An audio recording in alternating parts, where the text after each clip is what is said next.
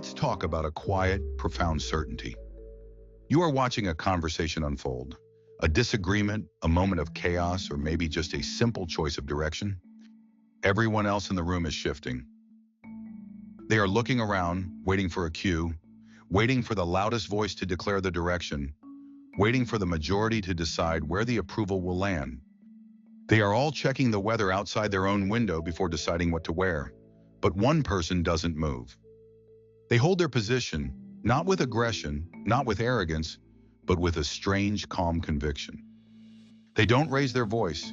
They don't launch into a lengthy, desperate defense. They don't try to convince anyone.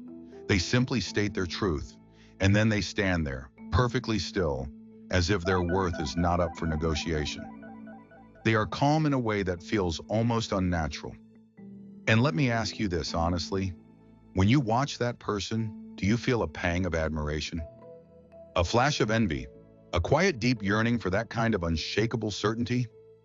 Because they have achieved a state that most of us spend our entire lives circling. They have achieved the quiet freedom of the person who simply does not need your approval. What would your life look like if you retired from the exhausting, lifelong job of managing other people's opinions of you? This state of not needing approval is a quiet, deep thing. It's not that they don't care about people, it's that they have simply shifted the source of their stability. Think about the rest of us. We are like small rafts floating on a vast, unpredictable ocean. Our worth is not anchored, it is constantly floating. We need the waves, the external praise, the agreement, the social validation, to push our raft up and tell us we are doing okay. We need the applause. We need the nod. We need the confirmation that we are not sinking. The moment the waves stop, or the moment the tide turns against us, the moment someone simply looks at us with confusion instead of admiration, we panic, we sink. This dependence is rooted in a childhood contract of conditional love.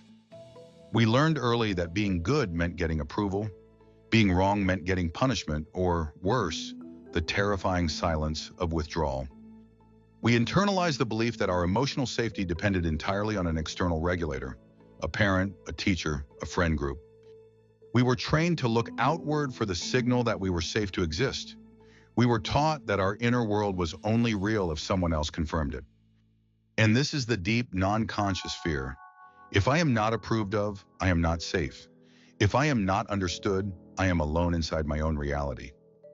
The person who doesn't need approval broke that contract. Maybe they broke it because the external audience was too unreliable. Maybe the approval was given and then violently withdrawn. Maybe they realized in a moment of great clarity that the audience was too busy clapping for someone else to ever truly hold their anchor. Whatever the reason, they did the necessary, terrifying work of building their own anchor. They realized that if their worth was going to be stable, it couldn't be reliant on the shifting sands of public opinion. They stopped asking, do they approve of this choice? And they started asking, does this choice align with my own inner compass? They chose a new, terrifying freedom, the freedom of self-alignment.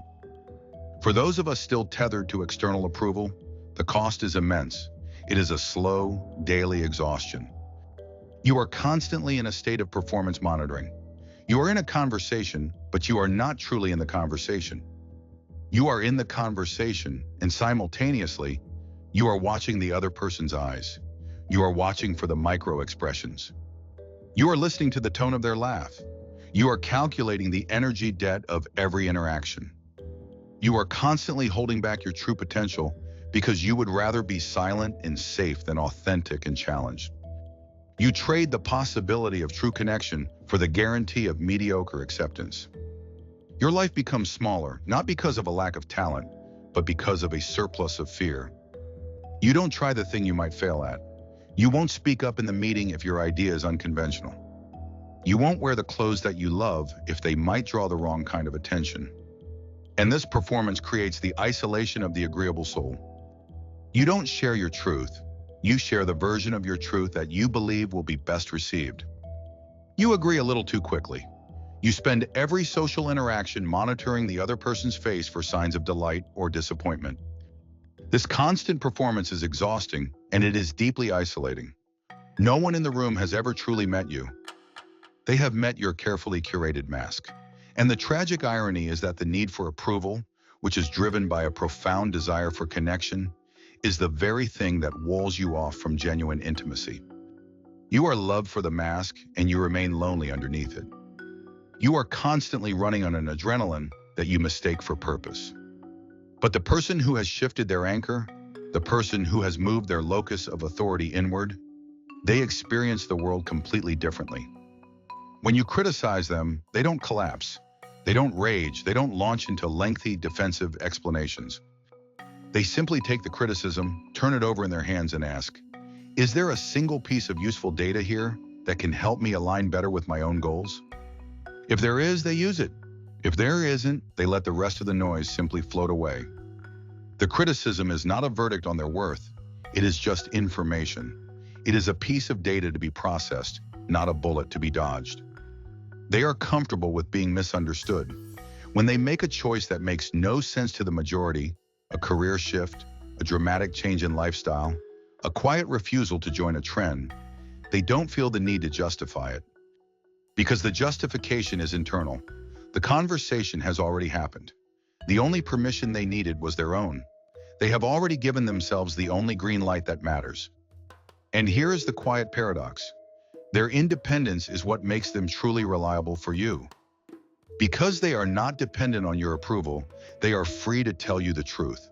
They are free to stand firm when you are panicking.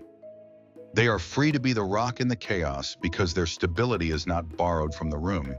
It is generated from within. They are not strong despite not needing approval. They are strong because they don't need it. They have achieved sovereign reliability. The goal is not to become cold. The goal is not to stop caring what people think. That's impossible. We are wired for connection. We are wired to care. The goal is to shift the weight, to take the primary source of your validation out of the hands of the audience and place it gently back into your own. It is about teaching your deep, non-conscious self that being aligned is a higher form of safety than being approved. The work is the daily, quiet act of self-witnessing. The next time you make a choice that goes against the grain, the next time you feel that frantic urge to explain yourself, to post the justification, to look around the room for the nod of approval, try this simply. Acknowledge the fear, feel the spike of anxiety, do not judge it, simply name it gently. This is my old fear of abandonment rising. State the truth internally. Say to yourself clearly and without apology, I made this choice because it aligns with the person I am trying to become. Let the conversation die.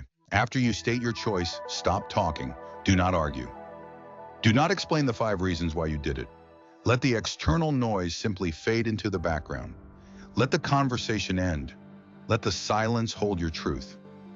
This is the gentle, terrifying work of taking back your power. When you stop giving away your worth, you stop needing to chase it.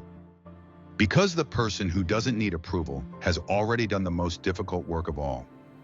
They have achieved the quiet, unshakable self-respect that comes from giving themselves the only permission they ever truly needed. You stop confusing the applause with the truth.